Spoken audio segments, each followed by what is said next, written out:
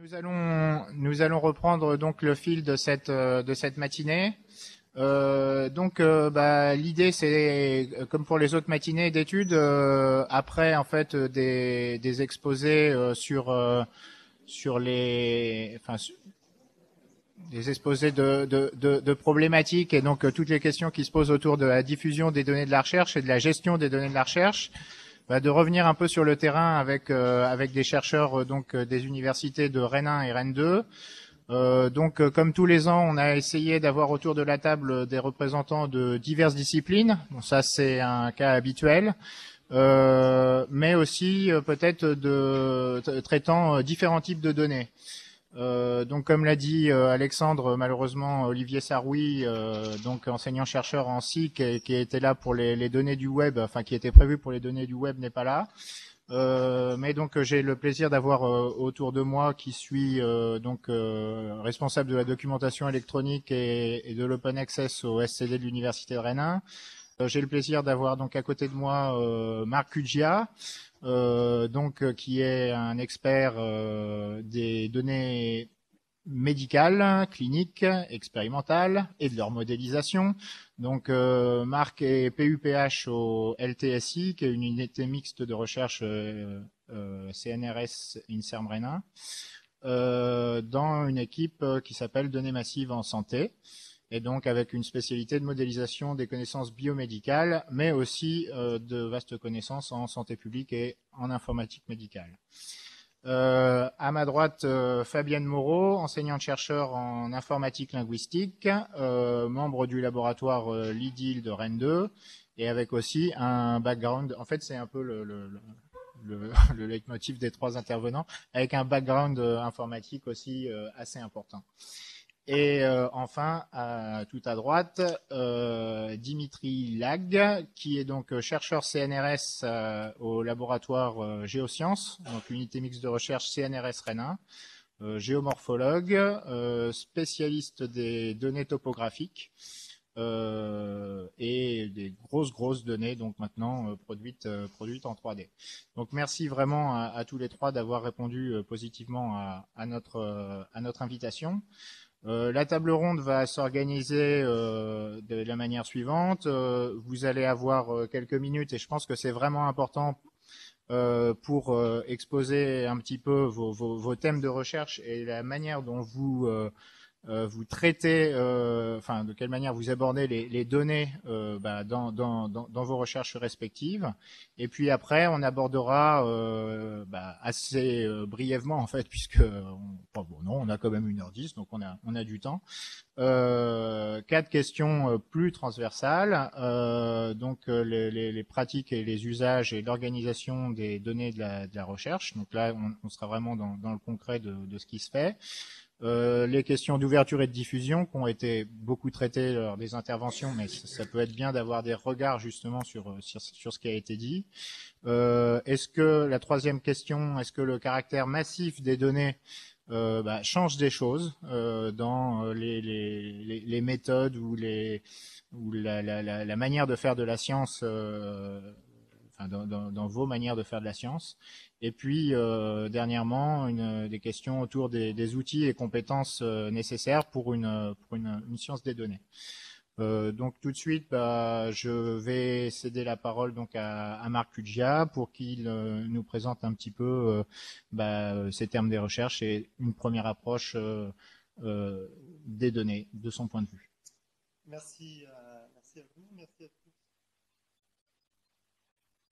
Nous donner l'occasion de parler de ce sujet qui me tient à cœur. Donc, bref rappel, donc je suis praticien hospitalier, professeur d'université. J'ai une fonction hospitalo-universitaire, ce qui fait que j'ai un pied à l'hôpital hein, et je travaille au département d'information médicale hein, du CHU de Rennes. C'est une structure qui traite les données issues de la prise en charge des patients. Et j'ai une activité de recherche effectivement dans une UMR, donc le LTSI, avec une thématique sur l'intégration de données de santé qui pose effectivement des problèmes méthodologiques multiples. Et Ce que l'on a développé comme axe de recherche, hein, c'est vraiment mettre en place les méthodes et les outils pour intégrer ces données qui sont aujourd'hui relativement en silo, de manière à pouvoir les exploiter, les réexploiter, hein, on parle de data reuse, les réexploiter en particulier pour la recherche biomédicale, alors que ce soit la recherche en épidémiologie. Hein, l'épidémiologie, c'est l'étude, je dirais, des phénomènes de santé et des comment dirais-je, des étiologies, des facteurs de risque, par exemple, hein, ou en recherche clinique, qui est plus une recherche centrée patient, hein, notamment pour détecter des cohortes ou des patients éligibles à des essais thérapeutiques ou des essais cliniques. Donc sur la thématique de recherche, elle, je, elle intègre différents aspects. Donc d'abord, le fait que ces données, il faut bien comprendre ce dont on parle quand on parle de données de santé. On parle de données véritablement qui répondent au paradigme du big data. Hein. Vous connaissez les notions de volume, bien sûr. Alors, c'est des données qui peuvent être extrêmement volumineuses. On a en France des données, une base de données que vous connaissez peut-être, qui est la base du SNIRAM. Donc c'est la base de l'assurance maladie qui contient, elle est unique au monde, hein, elle contient les données de santé, une partie des données de santé de 82% de la population. Et chaque fois que vous allez donc voir un médecin, voir acheter une boîte de médicaments qui est remboursée, bien la sécurité sociale récupère cette information pour pouvoir la refacturer et vous rembourser. Et l'ensemble de ces données sont intégrées dans une base immense, hein, qui donc contient beaucoup d'informations et que le gouvernement actuellement permet, donc dans le cadre de la loi santé, hein, une ouverture pour justement la réutilisation dans le cadre de thématiques de recherche. Hein, donc c'est le système national de santé qui va permettre de donner accès à cette source de données unique au monde pour faire de la recherche. Mais les deux, donc c'est des volumétries extrêmement importantes, hein, c'est plusieurs téraoctets de données. Donc là, juste, excusez-moi, on est donc dans un cas d'open data qui permet de faire de la recherche. Alors pour reprendre voilà. un peu le. Alors c'est de l'open, je dirais très contrôlé, parce que D'accord. vous imaginez bien que c'est des données extrêmement sensibles. Hein. Donc ça c'est le deuxième point caractéristique des données de santé, c'est leur sensibilité. Hein. On a vraiment c'est des données qu'il faut protéger dont on doit assurer la traçabilité en termes de traitement. Donc ça c'est un volet extrêmement important. Il y a d'autres sources de données, bien sûr, en santé, donc les données hospitalières. Nous, on développe des technologies d'entrepôt de données biomédicaux. Alors, ces données hospitalières, c'est celles qui sont générées lorsque vous venez à l'hôpital à travers du dossier médical. Hein. Et il faut savoir que ces données, elles sont devenues très récemment mobilisables. Hein. L'informatisation des hôpitaux et notamment du cœur de métier des hôpitaux, du dossier passé informatisé, c'est quelque chose d'extrêmement récent dans les établissements en France. Ça se termine maintenant, mais c'est une vague qui a commencé en 2008-2009 pour se déployer au sein des établissements. Et donc, cette dématérialisation des données permet d'envisager leur réutilisation dans le cadre de la recherche. Et donc ça, c'est un enjeu extrêmement important pour les établissements. Hein. Elles sont assises sur un gisement de données qu'il s'agit d'exploiter donc à des fins diverses, de recherche, mais aussi décisionnelles, hein, en termes de santé publique ou médico-économique. Et donc, ces données, je voudrais en parler plus particulièrement, parce que c'est vraiment mon cœur de recherche, c'est des données qui sont extrêmement hétérogènes. Et on parlait de text mining, c'est pas pour rien, parce qu'on a encore 80% des données actuellement en santé qui ne sont pas structurées.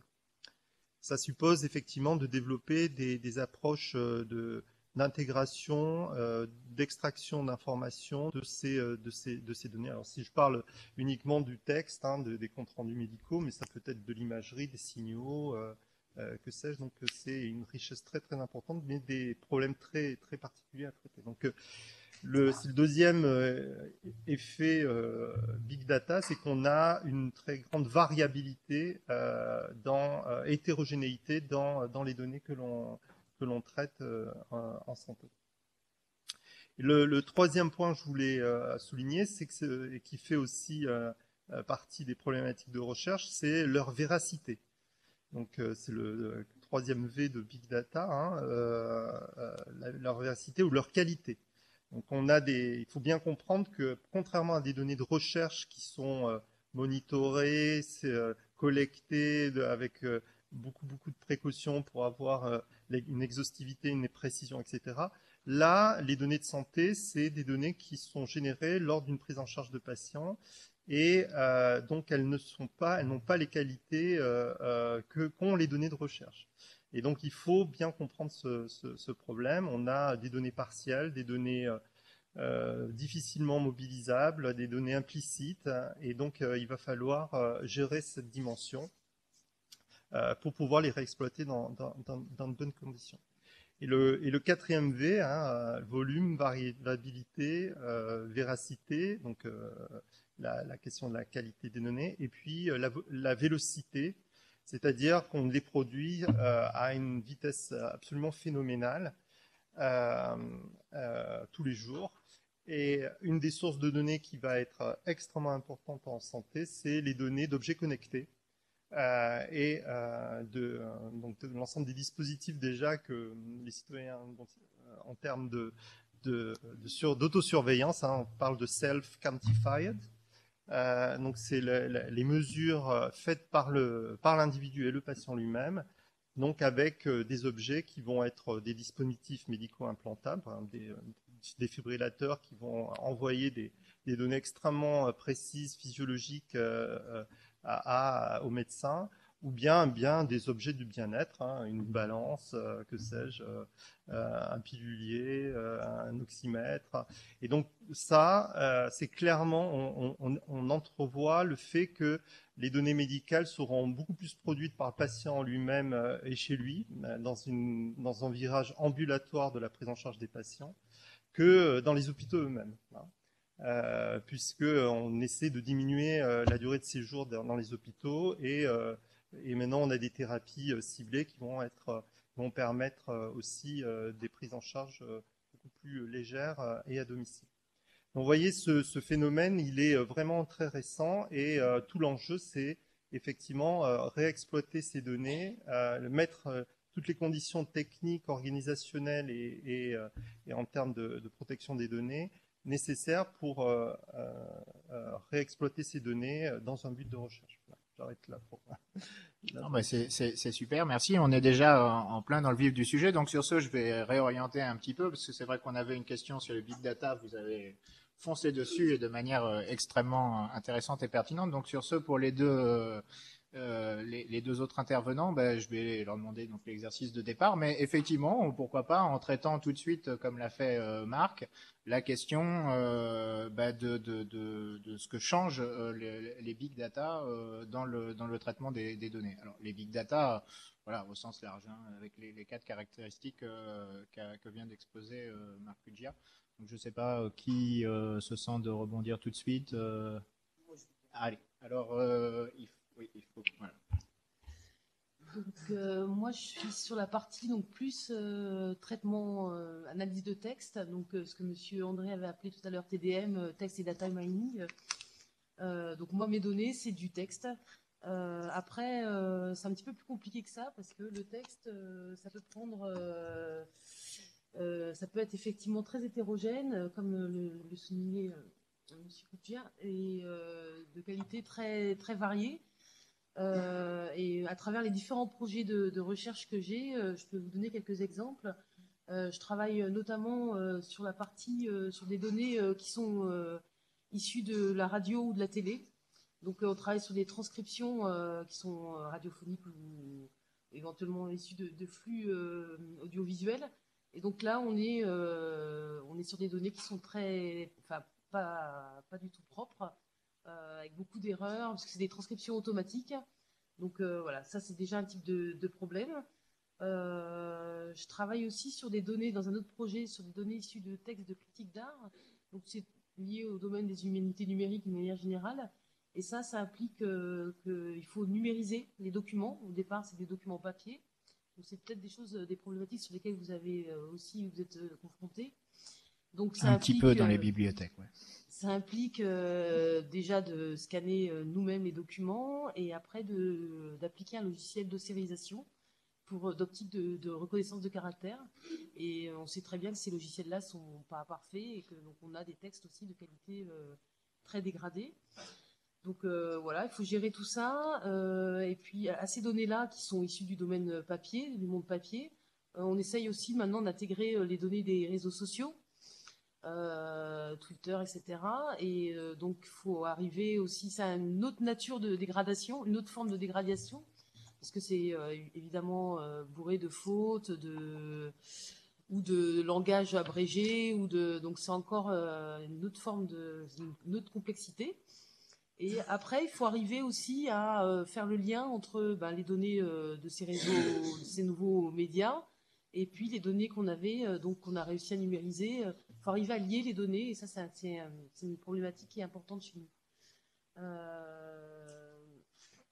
Dans le cadre aussi d'une thèse à laquelle je participe, on travaille sur tout ce qui est domaine de la relation client.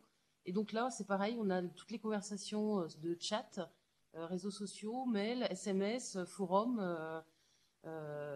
Voilà. Donc, et l'idée de ces choses-là, c'est d'après d'essayer de faire du routage intelligent pour répondre de manière automatique et intelligente aux questions des clients.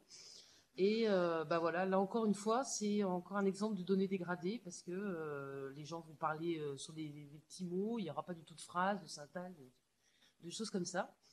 Et voilà, donc c'était juste pour vous montrer des exemples que le point commun au départ, c'est des données textuelles, mais qu'on a vraiment une hétérogénéité des données et une qualité vraiment très très différente entre le texte écrit très propre et tout va bien et le texte qui est numérisé, le texte qui est transcrit automatiquement, le texte qui est aspiré des réseaux sociaux, etc. Quoi. Du coup, je ne sais pas si vous avez répondu à la question. Après, moi, c'est pas un problème de volume de données, surtout le texte, ça représente pas beaucoup de place.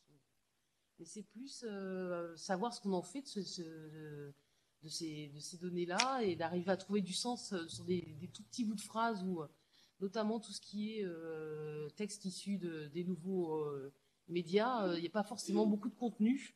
Et donc, voilà, c'est difficile de faire de la sémantique à partir de ça. Et après, donc, extraire de la sémantique, c'est compliqué. Et puis après, arriver à relier aussi les données de nature différente. Et voilà, c'est des problématiques qui sont vraiment très actuelles pour nous en ce moment. Je trouve que c'est très intéressant les exemples que vous donnez parce que effectivement en fait vous êtes sur des technologies qui existaient déjà donc d'analyse du langage mais effectivement le côté massif et hétérogène des données fait que effectivement vous travaillez différemment on peut pas parce utiliser que les mêmes outils voilà en fait, parce on que le utilise texte est voilà pas c'est pas les données des réseaux sociaux c'est pas du Flaubert ou c'est donc pas de l'analyse de presse un éditeur voilà. grammatical il va complètement se planter avec des phrases où il n'y a pas de sujet verbe complément des choses comme ça, quoi. Ouais. Donc je me tourne vers Dimitri Lag. Est-ce que vous, Dimitri, donc dans votre champ de recherche ou dans vos champs de recherche, vous pour les donc ce qui est des big data, alors je sais que les volumes sont très grands, mais est-ce que vous rencontrez vous aussi ces questions d'hétérogénéité ou est-ce que vous êtes plus sur des données structurées? Puis profitez-en un petit peu pour revenant à la question initiale, à nous présenter un petit peu ce que vous faites quoi concrètement. D'accord. Alors, oui, ça marche. En sciences de la Terre, bon, ça fait, c'est vrai que le big data est arrivé de manière assez fracassante il y a une dizaine d'années, avec l'observation notamment depuis l'espace qui génère une quantité de données vraiment incroyable. Donc, dans notre cas particulier, dans notre équipe, on travaille sur la donnée topographique, c'est-à-dire l'imagerie notamment en 3 dimensions de la Terre, de la surface de la Terre, mais aussi tout ce qui a posé sur la Terre, que ce soit la végétation, les bâtiments, les choses comme ça. Et il y a une série d'instruments qui sont arrivés il y a une quinzaine d'années, qui ont vraiment révolutionné la capacité qu'on avait à documenter les paysages et qui a vraiment changé la manière dont on pouvait, par exemple, comprendre les processus d'érosion sur les versants ou bien les mécanismes de transport sédimentaire dans les rivières, les choses comme ça, et qui sont basés sur une analyse de données topographiques à très haute résolution. Donc on parle de données tous les 10 cm, tous les mètres, et très haute précision aussi. Donc là on est vraiment dans le problème de qualité puisque la précision nous permet de détecter des changements. Par exemple, vous avez des données topographiques qui sont suffisamment précises maintenant pour pouvoir mesurer l'impact d'un tremblement de terre. Vous pouvez cartographier ce qui se passe lors d'un tremblement de terre. Et ça, c'est des choses qui révolutionnent la manière dont on est capable de comprendre les mécanismes qui façonnent la Terre. Alors, à chaque fois qu'on voit des nouvelles données, il y a un dicton dans notre communauté, enfin dans beaucoup de communautés, j'imagine. On utilise des instruments qui sont des grosses caméras 3D, par exemple. C'est très facile d'acquérir les données. Donc c'est fascinant parce qu'on fait tourner l'instrument, puis on voit en 3 dimensions l'environnement qui apparaît. Donc le plus beau jour de la vie d'un géomorphologue, c'est quand on utilise cet instrument. Et le pire, c'est le lendemain, quand il faut traiter les données. Et là, on est vraiment à un espèce de bottleneck assez important où les gens voient bien ce qu'ils peuvent faire avec ces données, parce que c'est des données qui en plus sont très très visuelles. Mais par contre, en extraire des informations signifiantes sur des très très gros volumes qui sont hétérogènes, c'est très compliqué. Et le changement de paradigme, c'est que c'est pas forcément les gens qui ont fait la formation en sciences de la Terre qui vont pouvoir le faire. Généralement, c'est pas le cas. Il faut aller voir ailleurs pour progresser. Et donc, ça fait appel à des recherches interdisciplinaires qui sont pas forcément faciles à mettre en œuvre, mais qui sont essentielles pour vraiment exploiter ces big data. Donc nous, maintenant, le quotidien et les enjeux pour vraiment faire la science qu'on veut en sciences de la Terre, c'est de travailler avec les mathématiciens et les informaticiens plutôt qu'avec les géologues. Et voilà. Et donc ça, c'est assez systématique en big data et c'est un gros changement pour notre domaine scientifique. Qu'est-ce que je pourrais raconter d'autre? Je vais m'arrêter là pour l'instant, je rebondirai sur d'autres choses. Très bien, oui. Non, juste une question que je me posais à propos de vos recherches, c'est est-ce que votre travail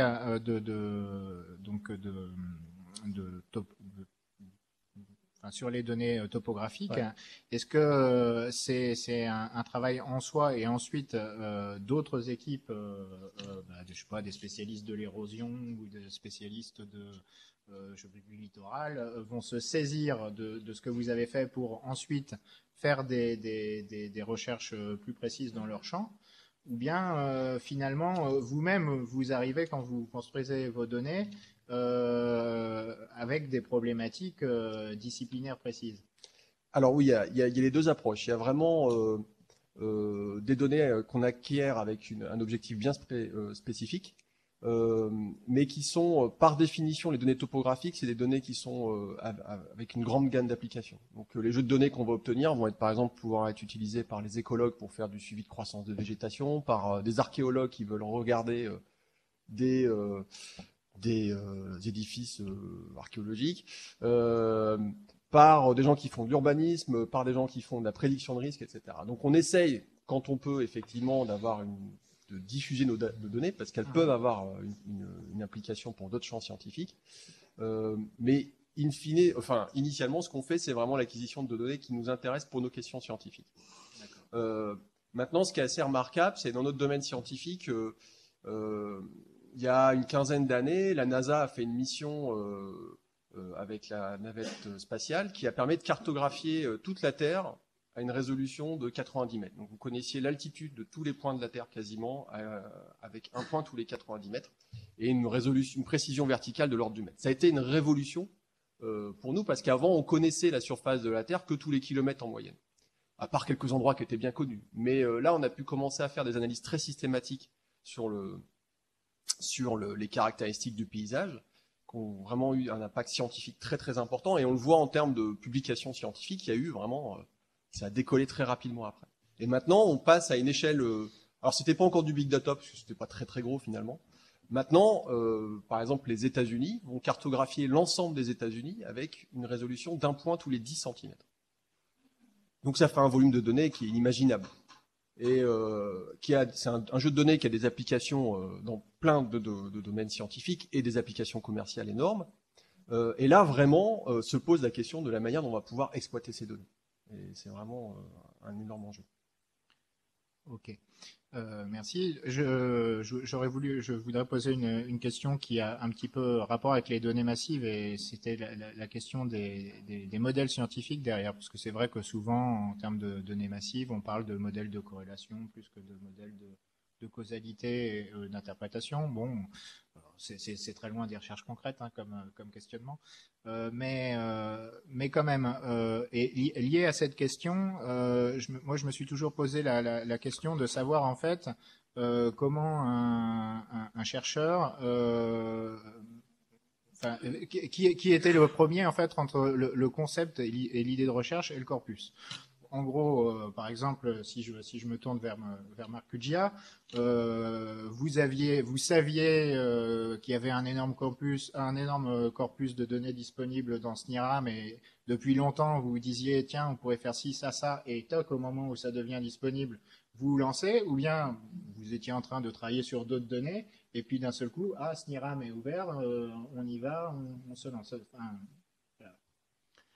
Alors, donc il y a deux questions. Oui, non, je vous remercie pour cette question. Non, c'est extrêmement important. C'est en fait comment, enfin, de notre point de vue, comment on positionne cette réutilisation de données, hein, dont on a rappelé les caractéristiques, dans une recherche médicale qui était très classique, hein, qui était hypothético-déductive. Hein. On faisait des observations sur des groupes de patients sélectionnés avec soin, et puis des essais thérapeutiques en double aveugle, et puis on essayait de mettre un lien de causalité entre le facteur qu'on introduisait, un médicament, et puis l'effet que l'on constatait.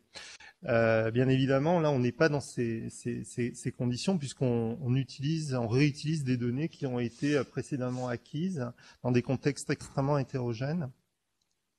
Et en fait, lorsqu'on regarde en fait comment, notamment en Amérique du Nord, la question du big data en santé se positionne, on est plus dans la création d'un réseau de données, d'un réseau d'informations extrêmement riche. Hein. Alors, il y a l'Académie des sciences qui prenait justement, on parle de topologie, de topographie, du système de Google Maps. Google Maps, c'est quoi? C'est finalement un système d'information qui, au départ, repère des coordonnées GPS. Mais enfin, avec les coordonnées GPS, vous ne faites pas grand-chose. Il vous faut aussi le plan d'occupation des sols, il vous faut le transport, il vous faut la vision satellitaire, il vous faut les services, etc. Et donc, toutes ces informations proviennent de systèmes d'information même différents. Et ce que fait Google Maps, c'est l'intégration. Et que pour un point géographique, on a vraiment toutes sortes d'informations qui vont permettre de mieux comprendre là où l'on se trouve et les ressources que l'on a autour de soi.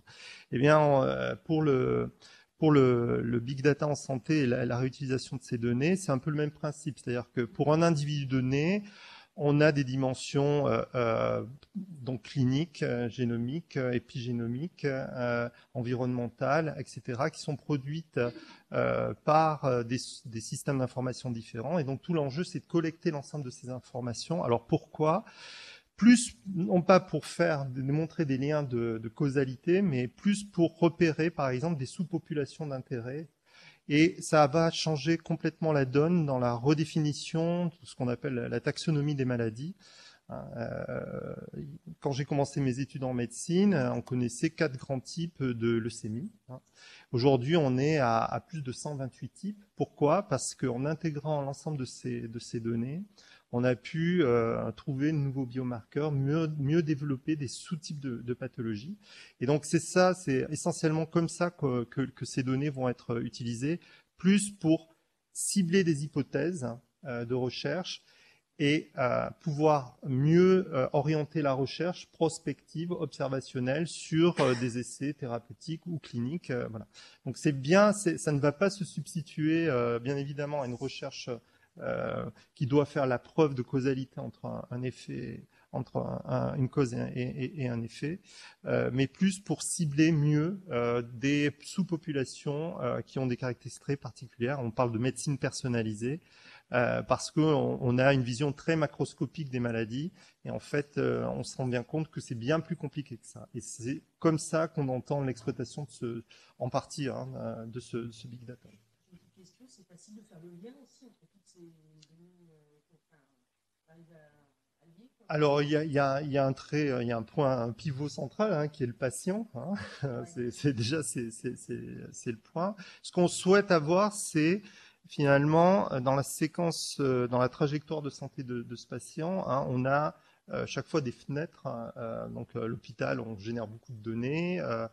Quand la vie courante, ben voilà, le SNIRAM remplit ce qui se passe entre les hospitalisations dans la vie courante, mais on a d'autres types de données qui vont. Donc c'est essentiellement ça qui fait le lien. Alors évidemment, tout est fait pour ne pas pour cloisonner ces données, pour ne pas chaîner, ne pas réidentifier ces données. Et en fait, on est dans un espèce de paradoxe où on a tout fait pour ne pas recroiser ces données. Et en fait, la vraie richesse du big data en santé, c'est justement de recroiser ces données. Donc ça suppose plein de choses sur le point de vue éthique et juridique, réglementaire et déontologique, mais c'est bien ça qui est le cœur du sujet. C'est vraiment d'avoir une annotation multidomaine, multidimensionnelle du patient en fait.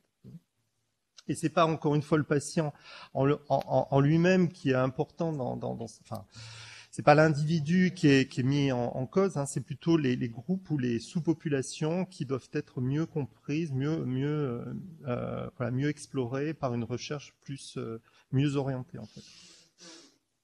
Oui, donc on voit en fait, si j'ai bien compris, que en fait l'analyse de données big data intervient en amont de processus scientifiques d'observation, d'expérimentation qui existent déjà. Et alors, c'est un peu tiré par les cheveux, mais je voulais poser la question à Fabienne Moreau finalement. Est-ce que c'est un petit peu pareil? En rebondissant aussi sur l'idée de voilà, est-ce que c'est le corpus qui donne l'idée ou l'idée qui fait qu'on cherche un corpus? Est-ce que les corpus sur lesquels vous travaillez, c'est des gens d'autres disciplines parce que bon, vous n'avez pas tout donné, mais on en avait parlé un petit peu avant. C'est vrai que vous travaillez sur des projets très diversifiés en fait qui touchent la linguistique, mais aussi la sociologie, d'autres, le médical, le marketing, etc. Donc, est-ce que quelque part c'est des idées de recherche venues de champs disciplinaires qui vous donnent l'idée de travailler sur des données, ou l'inverse? Moi, effectivement, par rapport à ce qui a été dit dans la matinée, je ne suis pas, je ne produis pas de données. J'utilise des données qu'on me donne et pour ça, je pense que c'est une grosse différence. Et effectivement, c'est des données en fait qui nous ouvrent de nouvelles perspectives de recherche aussi, parce que ça crée de nouveaux challenges. Voilà, par exemple, moi, sur ma thèse, je travaille sur de la recherche d'information, les moteurs de recherche, texte écrit, tout allait bien. Et à partir du moment où on a travaillé sur des données radio ou télé, il y a eu de nouvelles problématiques parce que justement, on n'avait plus des mots, il y avait des erreurs, il y avait donc ce que je veux dire, c'est que je pense que c'est des données qui nous forcent à adapter, on est obligé de s'adapter aux données et nos méthodes on doit adapter nos méthodes aux données, quoi. Je ne sais pas si je réponds bien à la question. Mais Si, mais toutes les réponses sont bonnes, c'est les questions qui ne sont pas claires, c'est tout. Et donc, qu'est-ce moi, je serais influencée par les données, quoi, parce que c'est les données qui créent de nouveaux challenges, de nouveaux défis et qui nous donnent de nouvelles idées pour. C'est de nouveaux problèmes, donc du coup, de nouveaux traitements, de nouveaux. D'accord. De votre côté, Dimitri, c'est un peu la même chose sur sur cette les question, évolutions. et peut-être aussi sur la question c'est peut-être moins pertinent de cause, corrélation, interprétation. Alors c'est effectivement un vrai. Alors je vais essayer de faire dans l'ordre. Oui. Sur la motivation pour aller vers le big data, il y a d'une part un volet très technologique, c'est-à-dire quand on a la capacité d'utiliser des données qui déverrouille certains aspects de la recherche. Par exemple, pour nous, un des gros problèmes qu'on a eu très longtemps, c'est que on pouvait mesurer précisément la déformation de la Terre avec, par exemple, le GPS, mais on l'avait qu'en un point donné, quoi. Et donc la représentativité de ce que vous mesurez dans un point, c'est toujours un vrai problème. Avec ces nouvelles techniques, vous pouvez mesurer tout. Alors c'est bien, vous mesurez tout, mais comme il y a tout, il y a plein de choses dont vous n'avez pas besoin, donc il faut les retirer, etc. Mais par contre, vous abordez le problème de l'hétérogénéité des systèmes naturels d'une manière beaucoup plus riche que ce que vous pouviez faire avant. Donc ça répond à des problèmes qui sont très intéressants. Voilà. Après, l'utilisation du big data, généralement, il est drivé par une question scientifique. La donnée est tellement volumétrique et tellement hétérogène que si vous ne savez pas ce que vous voulez aller chercher, vous risquez probablement pas de le trouver. Donc c'est automatiquement drivé par une question derrière. Et voilà. Et c'est pas toujours évident de la formuler correctement, justement, pour essayer de retrouver l'information qui est importante. Et en particulier dans le cas de données hétérogènes, où il y a des problèmes de fusion de données pour essayer d'interroger des bases qui ne sont pas pareilles. Ça offre une grande richesse. Quelque part, on le faisait intellectuellement avant avec des données moins riches, mais là, c'est tellement compliqué qu'il faut passer par de l'algorithmique assez complexe. Et la troisième question, c'était... Il y avait un troisième point dont je me souviens plus. Ah oui, le lien entre données et modèles. Si, parce qu'on fait, in fine, vous allez effectivement pouvoir voir des relations entre une variable et une autre. La question étant de savoir qu'est-ce qui explique cette relation. Et c'est vrai qu'on fait aussi beaucoup de modélisation, notamment numérique, dans notre équipe. Et pour l'instant, nous, c'est un vrai challenge d'utiliser les modèles sur des big data et d'utiliser l'information big data pour améliorer nos modèles. Alors là, on est vraiment à des limites où soit le volume de données est trop grand, soit la donnée est trop hétérogène pour être exploitée, et il y a beaucoup de gens vraiment qui travaillent dans ce domaine-là. C'est fascinant, mais voilà, ça avance pas forcément très très vite, et les frontières sont là en tout cas. Merci. Donc on est vraiment rentré avec cette question transversale du big data vraiment tout de suite dans le cœur du sujet scientifique. Pour refaire un peu le lien avec les interventions de ce matin, je voudrais aborder un deuxième thème qui était le premier en fait au départ, mais peu importe, qui était la question de pratique et les usages des données de la recherche, et en particulier les questions, ça a déjà été un petit peu évoqué, mais les questions d'accessibilité et d'organisation. Alors sur l'accessibilité, on peut se poser des questions. Effectivement, est-ce que les données que vous utilisez, vous les produisez vous-même? Est-ce que vous appuyez sur des données externes? Est-ce qu'elles sont donc accessibles techniquement, juridiquement? Bon, voilà, quelques pistes, hein, puis après, à vous de dire. Et sur l'organisation des données, dont il a été beaucoup question dans l'intervention de Dominique Lostis, et qui est très importante. Voilà, concrètement, comment vous organisez vos données? Est-ce que vous avez le temps de les décrire? Est-ce que vous les documentez?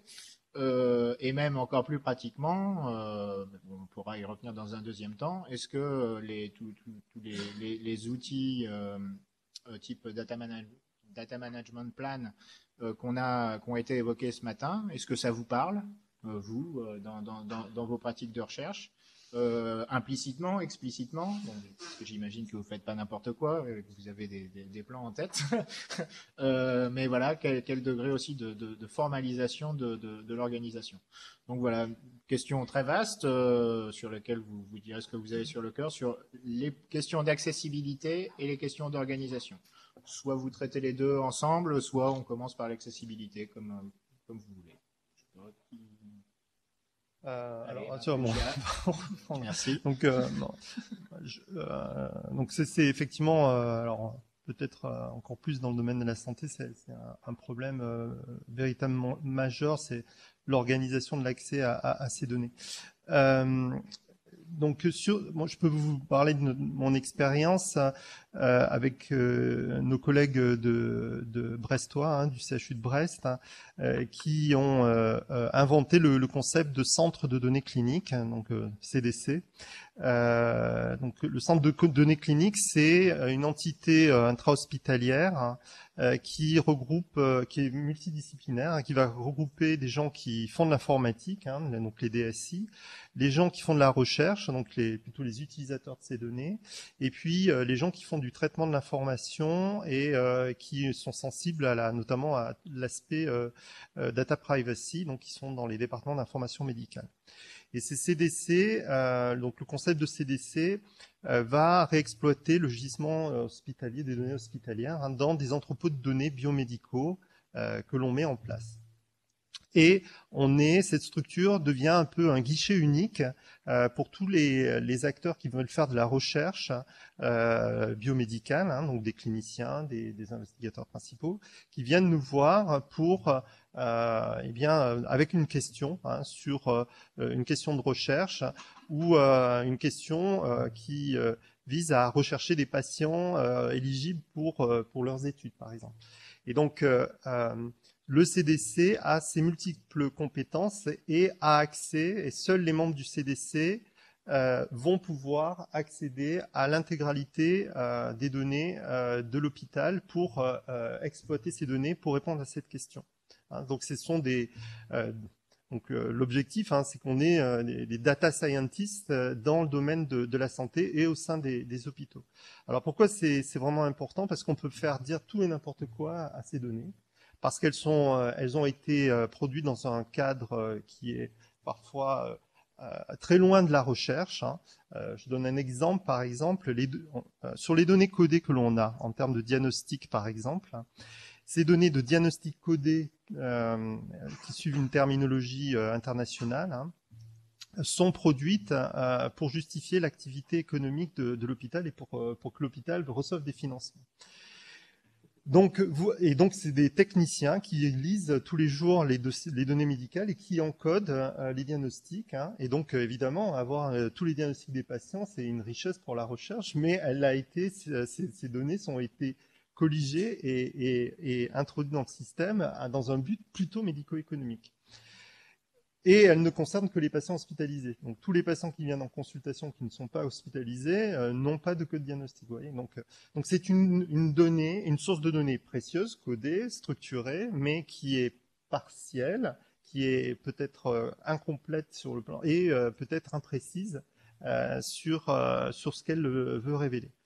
Donc voilà, donc ça suppose effectivement qu'on ait des acteurs au sein de ces dispositifs qui connaissent bien l'origine des données et qu'est-ce qu'on peut en tirer. Il ne s'agit pas c'est pas des outils presse-bouton, les entrepôts de données. Il faut aussi de la connaissance sur la filière de production des données, d'où elles viennent, dans quel contexte elles ont été utilisées et qu'est-ce qu'on peut effectivement en tirer. Donc ces CDC se mettent en place alors on a un projet, moi je coordonne un réseau, le réseau interrégional des CDC. Donc l'objectif c'est de mettre en place des entrepôts biomédicaux dans l'ensemble des CHU du Grand Ouest, donc 6 CHU qui s'équipent de ce dispositif, et de mettre en place l'organisation pour la recherche. Et bien évidemment, l'objectif après, c'est de faire de la recherche multicentrique et de mobiliser ce big data intra-hospitalier à l'échelle d'une interrégion. Et ça, c'est une première vraiment en France. C'est des choses qui se développent en Amérique du Nord, mais là, on est aujourd'hui dans les conditions à la fois techniques, organisationnelles de le faire. Voilà, c'est comme ça. Donc, ça nécessite effectivement d'organiser les données, d'organiser les accès, d'assurer la traçabilité aussi de ces accès. Voilà, pour répondre sur mon expérience. Merci. Fabienne Moreau, quand on a préparé cette table ronde, vous m'avez dit que pour vous, en fait, l'accessibilité des données n'était pas si simple que ça, que souvent il y avait il y a les producteurs de données qui évidemment ont des choses à dire. Donc, parlez-nous un petit peu de la manière dont vous acquérez, vous accédez à vos données. Souvent à la limite de l'illégalité, dans le sens où je parle des données, par exemple télé ou radio, il faudrait avoir les droits auprès de TF1, des grandes chaînes ou des grandes, et ça c'est compliqué à avoir et on n'a pas forcément des services juridiques derrière, ou alors voilà, enfin les connaissances, etc. Donc on le fait un peu en douce, et puis on aspire nous-mêmes les informations. Voilà, Donc après, les difficultés sont finalement plus juridiques que techniques. Oui, Oui. oui, et problème financier aussi, surtout, parce que Oui. moi, j'ai des collègues à l'IRISA, Et oui, donc les gens les vendent, à leurs Rennes, données, qui travaillent évidemment. sur les matchs de foot. Là, il y a des problèmes d'argent considérables. Donc, ce qu'on fait pour l'instant, c'est nous, on utilise ces données pour aussi mettre en place nos modèles, apprendre des choses et tout ça. Donc, c'est juste à titre expérimental. Voilà, on s'en sert pas pour la revente ou je sais pas quoi, Oui. mais Et c'est quelque chose que les ayants droit sur les données n'entendent pas, ça, le fait que vous allez faire parler leurs données, qu'elles vont être utilisées, et donc c'est surtout que c'est finalement ça compliqué, va être quoi. intéressant aussi pour eux. Est-ce que c'est quelque chose qui Disons que eux, ils vont les exploiter autrement, donc eux, ils y voient aussi une utilisation derrière, donc éventuellement, ils vont faire appel à des sociétés privées pour les traiter, donc voilà, on est toujours pris un peu entre la légalité et le. Après, il y a toutes les données du web qu'on récupère, mais c'est ce qu'on disait l'autre fois au téléphone, il y a aussi un problème d'information du chercheur. Le chercheur n'a pas forcément tout le bagage juridique là. Il n'est pas forcément, il sait pas, il connaît pas toutes les questions sur les droits d'auteur. Ça, je pense que c'est des choses qui sont très importantes parce que voilà, on en a de plus en plus besoin, quoi. Mhm. Et il y avait une autre chose aussi dont on avait parlé, c'était tout ce qui était les données issues de Twitter, par exemple, ou des réseaux sociaux. Ça posait de nouveaux problèmes, notamment c'est des données qui sont éphémères. Oui. Donc il ne faut pas se rater en termes de si. Bon, j'ai un exemple de projet en tête où on travaillait sur la Biennale de Venise. Donc on voulait récupérer tous les tweets des gens qui étaient sur la Biennale. Et donc si on ne le fait pas au moment de la Biennale, l'information elle est périmée et elle disparaît même de Twitter et des réseaux. Et donc ça a impliqué aussi une nouvelle pratique pour les chercheurs, c'était d'anticiper ce sur quoi on allait travailler aussi. Oui. C'est-à-dire que la donnée peut être accessible à un moment données, T, et puis après c'est trop T tard. plus une journée, c'est fini, On quoi, est quasiment. et, D'accord. Sur les questions d'accessibilité, Dimitri, alors c'est peut-être un peu particulier puisque si j'ai bien compris, vous produisez quand même globalement vos données. Alors on fait un peu des deux, mais on commence vraiment à produire significativement maintenant, là, depuis 1 ou 2 ans. Avant, on était plus utilisateur, où les données qu'on produisait étaient très très ponctuelles, donc pas forcément d'un grand intérêt. Bon, alors le vrai problème pour nous, hein, c'est plus les moyens qui sont derrière pour mettre à disposition la donnée. Ça prend du temps de le faire, ça prend du temps de vérifier la qualité de la donnée, ça prend du temps de maintenir les systèmes de stockage, etc. Et c'est pas toujours quelque chose qui est facile à mettre en avant par rapport à d'autres priorités dans un laboratoire scientifique. Et puis c'est pas quelque chose qui est pour l'instant évalué très positivement par rapport à simplement faire des papiers. Donc voilà, hein, vous rentrerez pas au CNRS parce que vous avez fait une belle thèse où toutes vos données sont disponibles. Vous rentrerez parce que vous avez fait des papiers sur votre thèse. Donc c'est un vrai paradoxe hein, sur l'évaluation des chercheurs actuellement. Hein, la partie effort de mise à disposition, c'est pas du tout valorisé. Alors après, les gens le font par conviction, donc ça c'est très bien. En ce qui concerne, donc nous on essaie de faire ce qu'on peut. Dans la mesure du possible, rien que les métadonnées disponibles, parce que le problème qu'on a, c'est que maintenant nos instruments, quand on fait 2 jours de mission, on a 1 téra de données.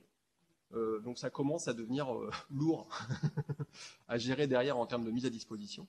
Donc on préfère dire la donnée est là quelque part, et puis fournir des éléments qui sont déjà pré-traités plutôt que la donnée brute, parce que tout ne sert à rien, tout ne sert pas. Et voilà. Mais c'est quelque chose qu'on met en place au fur et à mesure. Ce qui a été remarquable, c'est la transition qu'il y a actuellement dans certains États à ouvrir complètement la donnée topographique, notamment ce qu'on appelle les données LIDAR, donc ces données à haute résolution 3D, et parce que les gens se sont rendus compte que bon, c'est pas pour des motivations de recherche scientifique, hein, c'est juste que l'impact économique en termes de création d'emplois est énorme par rapport à la stratégie qui consiste à garder les données et essayer de les vendre. En fait, c'est une stratégie dont on se rend compte qu'elle ne marche pas. L'impact économique est beaucoup plus grand lorsqu'on libère les données que lorsqu'on essaye de dire bon bah on les acquiert et puis on essaye de les vendre. pour la plupart du temps, mis à part des objectifs très spécifiques, ça ne marche pas. Et donc, la Grande-Bretagne a libéré tout son jeu de données topographiques, l'Espagne. Donc, vous avez maintenant la carte topographique de l'Espagne avec un point tous les mètres. Pareil pour la Grande-Bretagne, les Pays-Bas. Les États-Unis, lorsqu'ils ont des jeux de données acquis sur des fonds publics, c'est la même chose. En France, évidemment, ça prend un petit peu plus de temps parce que les opérateurs ne sont pas publics, ils sont mixtes public-privé, donc c'est pas toujours simple. Mais c'est une grande tendance dans notre domaine et nous, ça nous impacte très positivement quand on fait de la recherche fondamentale, mais ça, économiquement, surtout la libération des données cartographiques, topographiques, c'est quelque chose qui devient inévitable de toute façon, à peu de choses près. Donc, si je prends cet exemple, dont on espère que la France va rattraper effectivement son petit retard, le projet de loi sur le numérique qu'a évoqué Francis contient des éléments dans ce sens, hein, open data. Bon, après, je ne sais pas si vous pourrez accéder aux données de l'IGN. Mais est-ce que concrètement, par exemple, pour des spécialistes en sciences de la Terre, ça veut dire que, je ne sais pas, si on veut aller travailler sur l'érosion ou tel phénomène géophysique, on va aller travailler finalement plus sur, je sais pas, je veux pas dire, les volcans éteints espagnols plutôt que les volcans éteints du Massif central. Il y a eu de nombreux travaux sur les États-Unis, dans d'autres régions, parce que les données étaient libres. Donc les gens ne vont pas acheter des données en France. Bon, les paysages, vous en avez un peu partout, hein, les questions scientifiques, vous pouvez décliner un petit peu partout. Donc c'est beaucoup plus simple et beaucoup plus rapide. La capacité qu'ils ont eu à mettre à disposition les données, c'est-à-dire en quelques clics, on a des données qui demanderaient des formulaires très grand nombre en France pour avoir la donnée. Vous n'allez pas à vous poser la question très longtemps. Donc, non, ça a été vraiment un effort remarquable, d'autant que ça a été d'abord porté par des scientifiques qui avaient une conviction, et puis ensuite, ça s'est, un peu maintenu, parce qu'effectivement, les responsables politiques et la NSF en l'occurrence, s'est rendu compte que c'était quelque chose qui avait eu un impact fantastique. Donc, qui continue à financer cette démarche. Si ça vous intéresse, c'est le site qui s'appelle Open Topography et qui est très bien fait. Ok, bon, je vois qu'il est déjà 12h40. Donc, tout à l'heure, Dimitri, vous avez commencé à évoquer les questions de diffusion en parlant des incitations négatives, enfin pas négatives, mais moins positives à diffuser effectivement les données, à travailler sur les données plutôt qu'à faire des papiers, concrètement, enfin à faire des publications. Donc justement, aborder le thème qui a été central dans les deux interventions de ce matin, donc de diffusion des données de la recherche. Et alors peut-être là, en se décentrant un peu des données sur lesquelles vous travaillez, les données brutes ou les gros gisements que vous avez chacun évoqués, mais peut-être plus en abordant ce qui a été décrit comme les underlying data par Francis André, à savoir vraiment qui sont déjà évidemment des données retravaillées et venant à l'appui d'un raisonnement. Est-ce que dans vos disciplines respectives, il y a des barrières, alors générales ou spécifiques, et de tous ordres, hein, je ne sais pas, juridiques, éthiques, professionnelles, stratégiques, techniques, humaines, financières, des barrières qui empêchent cette diffusion et lesquelles vous paraissent les plus significatives. Je sais pas, on peut commencer avec Fabienne, peut-être. Ce que je disais tout à l'heure, c'est que le problème, c'est que ce ne sont pas mes données, quoi. Donc, je ne peux pas diffuser des données qui ne m'appartiennent pas, en fait. Ça, c'est un vrai problème. Pour moi, il n'y a pas de diffusion. Donc, même les traitements que vous faites sur les données qui donc ne vous appartiennent pas, vous ne pouvez pas Je peux des résultats éventuellement, mais, oui. mais pas. Ça va être vraiment une vue très partielle des données.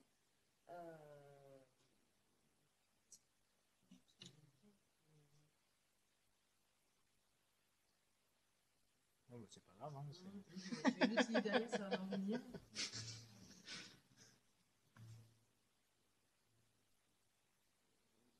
Est-ce que je sais pas, par exemple aussi le fait d'avoir travaillé sur des données, vous voulez pas les diffuser parce que vous considérez que c'est Enfin bon, non, pour vous, ça va être moins pertinent puisque vous nous dites que justement, c'est pas les vôtres. Ce que je voulais peut-être dire juste, c'était que quand on récupère même des données de quelqu'un d'autre, je pense que la plupart du temps, il y a une phase d'appropriation des données. Et moi, je ne peux pas utiliser les données telles quelles de quelqu'un et les réutiliser pour mes traitements à moi. Il y a une partie, il faut que je les retravaille, je les retraite, je fasse du nettoyage, éventuellement une phase d'annotation, parce que j'utilise des algorithmes d'apprentissage. Donc, du coup, on a des besoins spécifiques. Donc, c'est bien la diffusion des données, mais je pense que le chercheur a besoin à un moment donné de retravailler dessus quand même. Quoi. Pas, tout le travail n'est pas fait. Quoi. Oui. Ça, c'est une phase importante, je pense, du processus. D'accord, merci.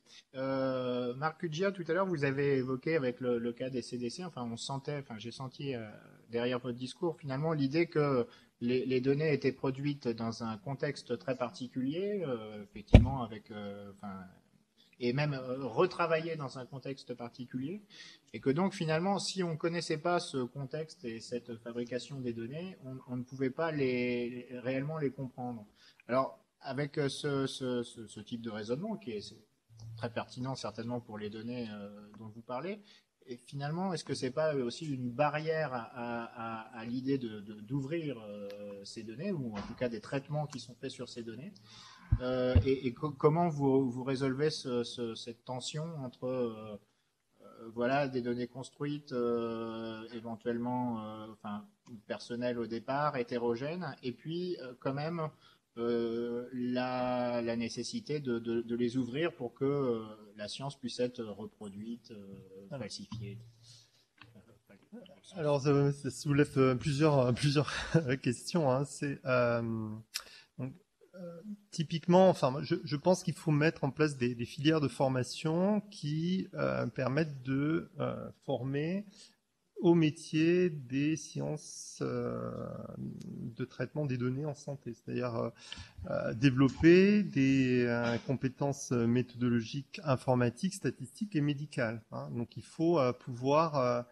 on reçoit régulièrement des ingénieurs ou des statisticiens en stage, etc.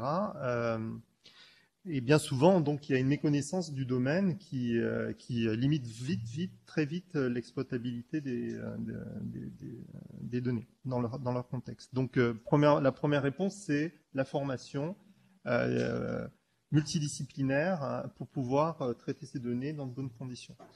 Le deuxième point, alors sur l'accessibilité des données, c'est un vrai problème. Alors, il y a des aspects juridiques, bien sûr, hein, avec un cadre qui est encore mal défini, qui correspond mal au décloisonnement des données en santé. Donc la CNIL, hein, notamment, comment dirais-je, suit ces sujets de près, mais on a un retard de phase entre le cadre réglementaire actuel et ce que l'on souhaite faire avec ces données. Donc ça, c'est un premier verrou. Le deuxième verrou, c'est un verrou déontologique, hein, puisque effectivement, on récupère des données que l'on n'a pas produites, qui ont été produites par des cliniciens ou par les patients eux-mêmes, et on les réexploite. Et donc, c'est les conditions d'exploitation déontologique de ces informations. Alors, par exemple, pour les patients, concrètement, voilà comment ça se passe. Hein. On a travaillé avec la CNIL, le Conseil national aussi de l'ordre des médecins, puis des gens qui traitent des données, des épidémiologistes, des médecins informaticiens, pour définir un peu le cadre éthique et déontologique pour le patient. Donc, le patient doit pouvoir s'opposer à ce que des données individuelles soient transmises à des tiers. Alors, individuelles, même si elles sont déidentifiées. Le problème de l'anonymat des données de santé, moi, je pense que c'est un saint Graal. Si on anonymise des données en santé, on n'en tire plus grand bénéfice, hein, parce qu'on enlève tellement d'informations qu'on ne peut plus en faire grand-chose. Donc, déjà, le patient doit pouvoir s'opposer à ce qu'on transmette à des tiers des données individuelles, même déidentifiées. Ce qu'il faut mettre en place, c'est des structures tiers de confiance. C'est typiquement le rôle d'un CDC. Le CDC, c'est une structure qui doit être complètement encadrée sur le plan réglementaire, à qui on confie des données, hein, et qui va les exploiter pour les besoins de la communauté, hein, mais en respectant bien sûr tout le cadre éthique, déontologique nécessaire. Hein. Donc c'est plutôt, en tout cas dans notre domaine, c'est plutôt comme ça qu'on conçoit les choses. Hein. L'autre chose aussi, c'est que le patient doit pouvoir s'opposer à être recontacté. Donc il y a un droit à l'oubli, hein, pour un protocole de recherche. On peut accepter à ce que ces données identifiées soient réutilisées dans le cadre de la recherche, mais ne pas être recontacté personnellement pour un protocole de recherche. Voilà. Donc ça suppose de mettre en place tout le circuit de recueil dans l'information. On a souhaité à ce que ce ne soit pas un consentement que l'on va chercher patient par patient ou individu par individu, mais plutôt une opposition à partir d'une information collective. C'est-à-dire que quand vous rentrez à l'hôpital, vous êtes informé que des données sont produites, hein, dans le cadre de votre prise en charge, et qu'elles sont potentiellement réutilisables pour la recherche biomédicale de l'établissement. Et vous pouvez vous opposer à ce que ces données soient transmises à des tiers extérieurs à l'hôpital. Par contre, on doit pouvoir faire de l'épidémiologie, on doit pouvoir dénombrer le nombre des maladies, enfin les cas des patients, hein, le nombre de cas de tuberculose, que sais-je, hein, c'est des enjeux de santé publique.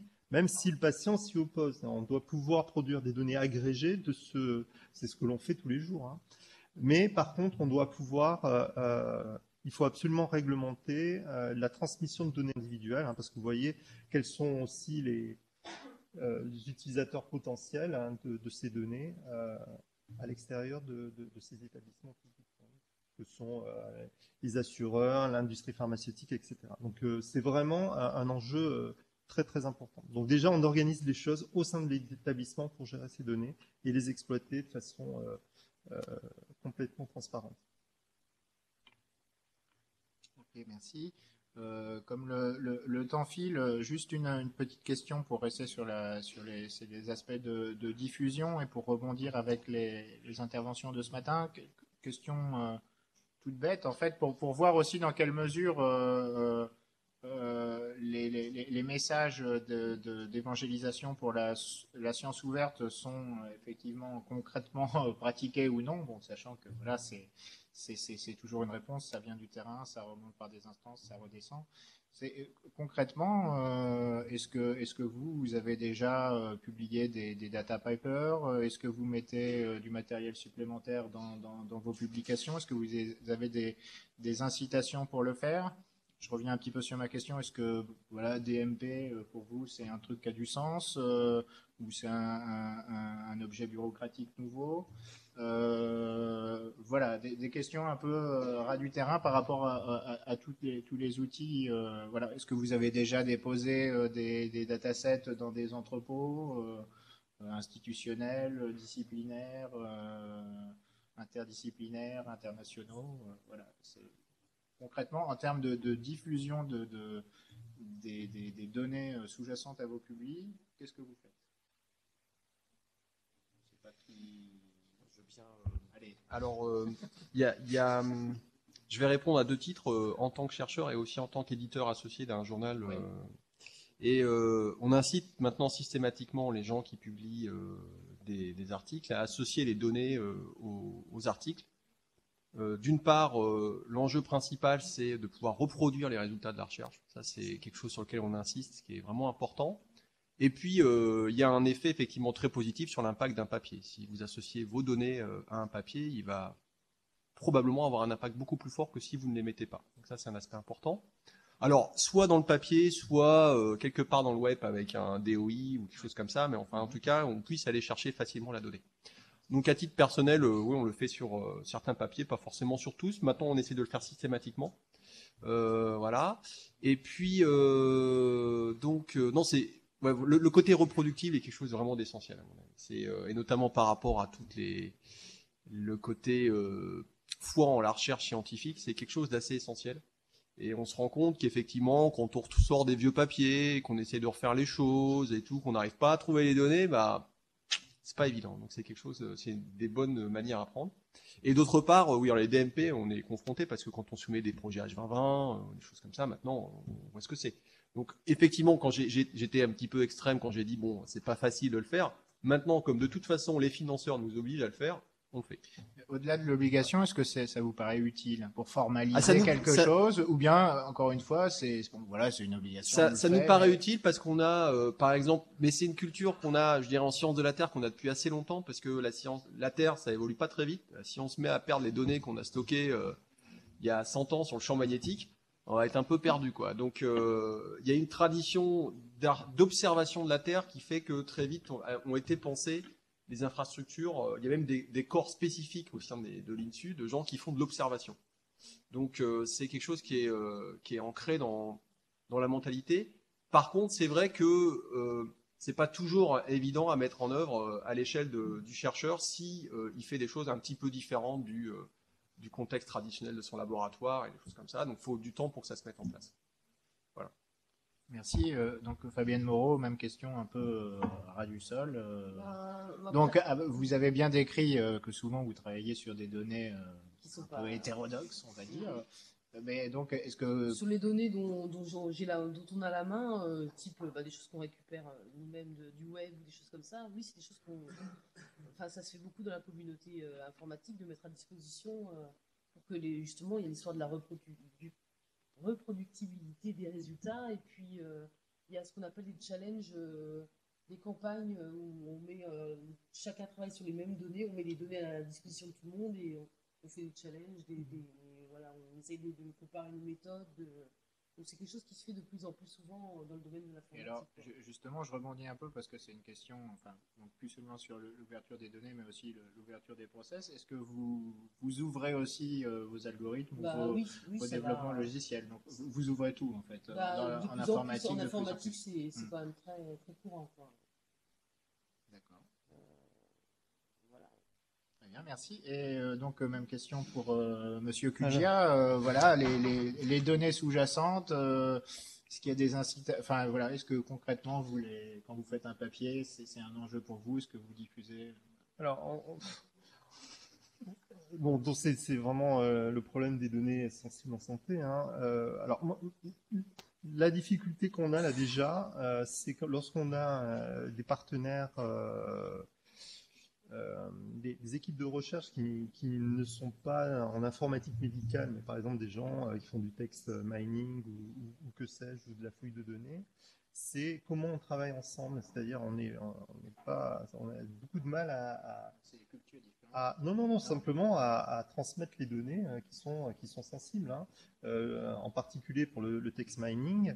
Alors aux États-Unis, les choses ils ont un certain nombre de moyens qui permettent de faire des challenges de NLP, hein, et donc il y a toute une organisation pour produire un corpus de texte qui est vraiment retravaillé, déidentifié complètement, enfin moi, qui a un niveau d'identification suffisant pour pouvoir être mise à disposition de la communauté pour faire ces challenges.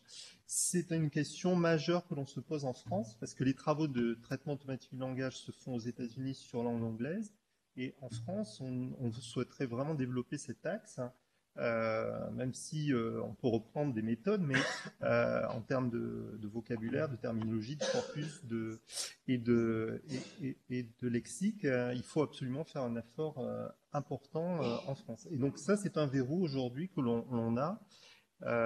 Comment on met à disposition ces données sensibles à des équipes alors on peut travailler dans le cadre d'un consortium, dans le cadre d'un projet de recherche avec des clauses de confidentialité, de non-diffusion des corpus, etc. Mais c'est vrai qu'on est gêné pour transmettre ces données et faire travailler.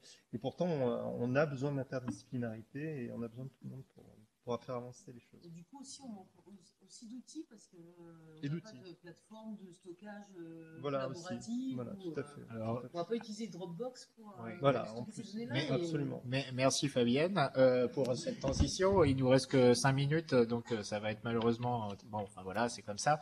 Le dernier thème qu'on souhaitait aborder avec les organisateurs de cette matinée d'études et avec vous, c'était la question effectivement des outils et compétences. Bon, Francis André a parlé du triptyque connaissances scientifiques, outils informatiques et compétences en gestion de l'information. Est-ce que ça vous paraît une vision intéressante? Et puis, de manière beaucoup plus large et terrain, finalement, quels sont vos besoins?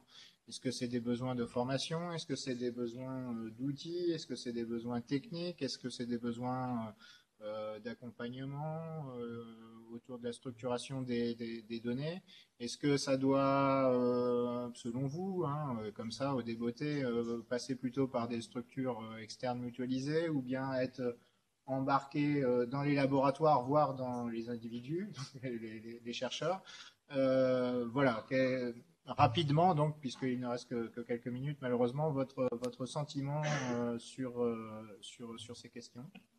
Alors, le niveau de granularité du problème, nous, il a été abordé au sein d'un regroupement de laboratoires. Donc, on a un service de gestion des données numériques très, très efficace et qui a mis en œuvre un cadre commun pour l'hébergement des données géographiques, au moins de la métadonnée, parce que des fois, la donnée elle-même est lourde et donc ça a un coût en termes de stockage.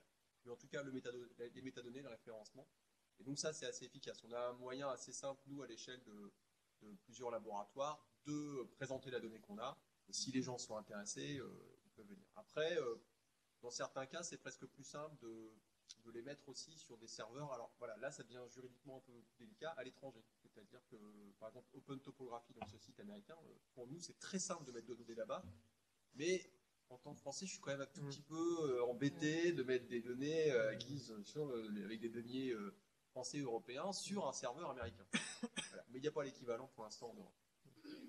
D'accord, donc surtout des questions techniques et de stockage en fait. Voilà, et puis après c'est des questions de temps aussi, c'est-à-dire Oui. que on a de moins en moins d'ingénieurs et techniciens dédiés, les chercheurs sont de plus en plus sollicités pour la création de projets, l'écriture de projets plutôt que de la gestion, donc à la fin, quand on commence à demander plein de choses dans tous les sens, il y a des choses qui passent. Oui. C'est-à-dire qu'il y aurait comme une injonction contradictoire entre ouvrir les données et le temps que ça met, et puis la réduction du. Voilà. Alors maintenant, les problèmes ça dépend des cas, parce que finances. sur des gros projets européens, type observation spatiale, c'est pensé dès le début, c'est d'une efficacité remarquable.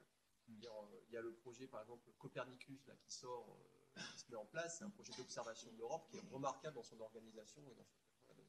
C'est plus quand vous avez fait émerger des nouvelles techniques, des nouvelles données en interne, il faut un certain temps pour que ces données puissent être accessibles et que vous ayez un workflow d'une efficacité redoutable pour aller depuis la donnée dans son traitement et sa publication. Alors je me tourne vers vous pour les mêmes questions, Fabienne Moreau. Alors sachant que c'est vrai que tous les trois c'est un petit peu particulier, et surtout vous, Fabienne, en SHS.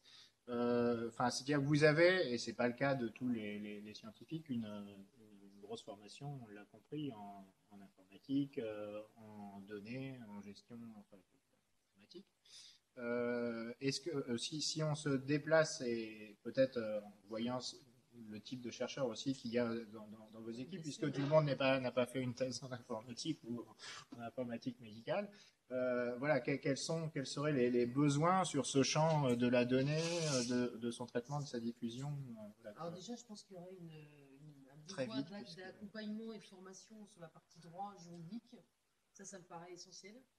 Il faut que les chercheurs soient sensibilisés peut-être plus encore à ces problèmes-là.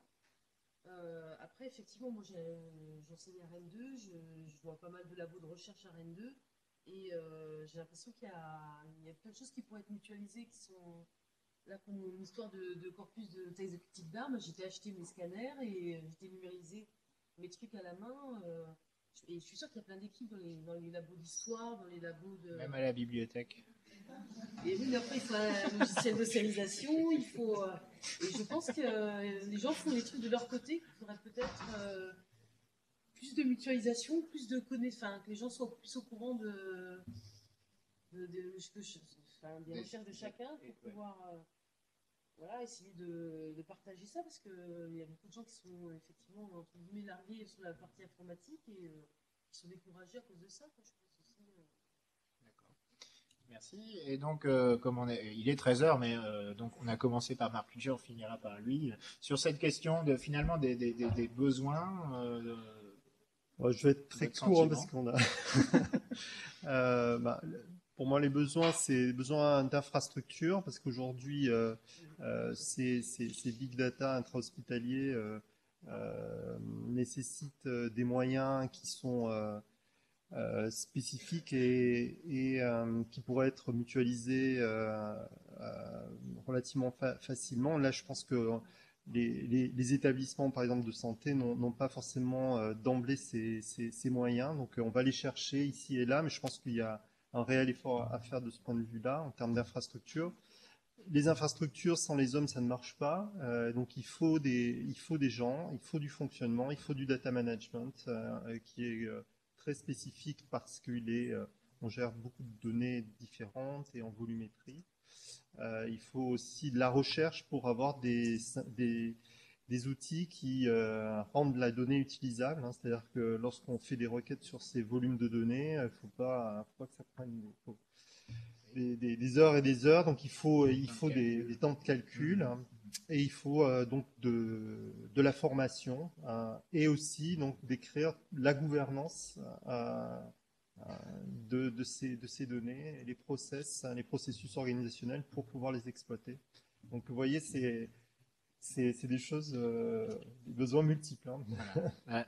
On terminera là-dessus, des besoins multiples. Et donc du pain sur la planche pour tout le monde, à la fois pour les doctorants qui ont suivi et qui vont faire peut-être des recherches en s'appuyant sur des données, et puis pour les professionnels de l'IST ou les quelques peut-être ingénieurs qui étaient qui étaient dans l'assistance. Donc merci beaucoup encore aux trois intervenants, et je crois qu'il est temps qu'on rende l'antenne quasiment, puisque c'est ça, à 13h c'est fini même l'enregistrement.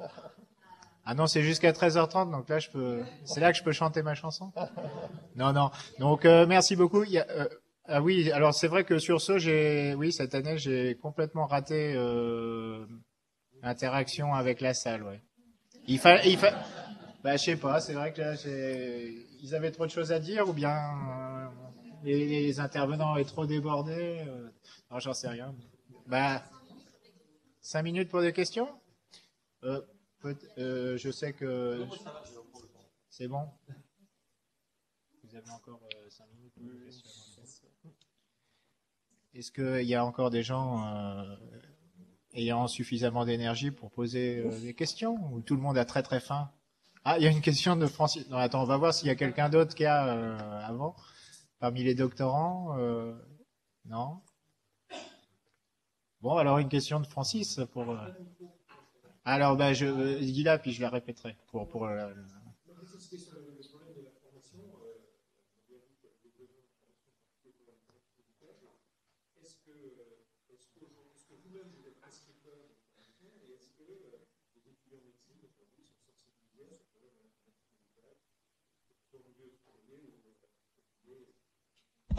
Oui, donc moi je suis enseignant dans ce domaine, donc on a des actions de formation tout au long du cursus médical, hein, donc en biomédecine quantitative, hein, sur les méthodes quantitatives de traitement des données, en informatique médicale stricto sensu, et surtout je dirige un master qui est donc un master ouvert aux médecins, mais aussi à des profils statisticiens et informaticiens, qui s'appelle méthode de traitement de l'information biomédicale hospitalière.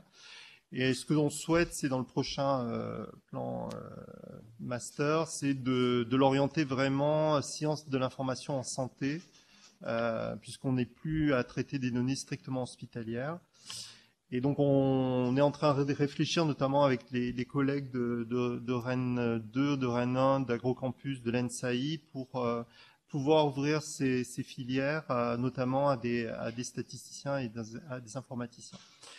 toujours pour donner une coloration très médicale à des compétences déjà qu'ils ont acquises fortement, hein, mais vraiment les appliquer au domaine de la santé.